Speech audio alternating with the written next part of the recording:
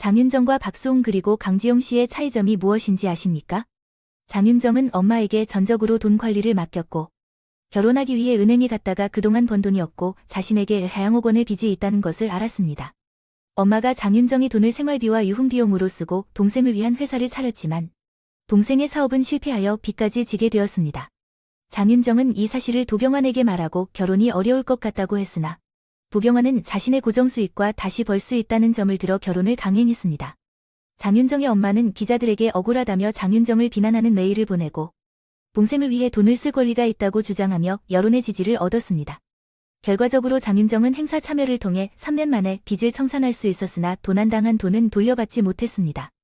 반면 박수홍은 50세가 되어서야 부모 때문에 결혼도 못하고 방황하다 사망보험과 세금 문제로 문제를 발견했습니다. 그는 자신의 회사를 조사해보니 돈이 없었고 결국 고소를 통해 아내를 만나게 되었습니다.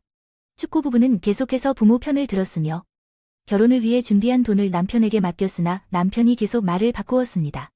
아기가 태어나면서 더 이상 기다릴 수 없었던 여성은 어머니의 도움으로 대출받아 집을 마련했습니다.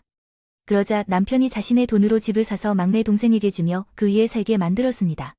남편은 계속해서 부모와 아내 사이에 갈등을 일으켰고 결국 아내는 이혼을 요구했습니다. 남편은 죽겠다는 협박을 했으나 상담사는 그렇게 하면 실수로 정말 죽을 수 있다고 경고하며 돈을 돌려받을 가능성은 없다고 말했습니다. 방송 말미에 남자는 부모에게 맞서겠다고 했지만 상황은 잘 풀리지 않아 큰 타격을 받았습니다. 축구선수였던 그는 자신의 미래를 포기하고 공장 일을 하며 가족을 부양하려 노력했지만 자신의 꿈을 접는 것은 쉽지 않았을 것입니다. 결국 방송에서 그가 아버지와 대면하겠다고 말했지만 상황은 개선되지 않았습니다. 자신의 돈을 불려주는 부모보다 자신을 돈처럼 사용하는 부모가 더 많다는 것을 기억하세요. 부모에 대한 환상을 가지지 않도록 주의하고 부모님에게 의존하지 말아야 합니다. 주변 사람에게서도 비슷한 사례를 봤습니다.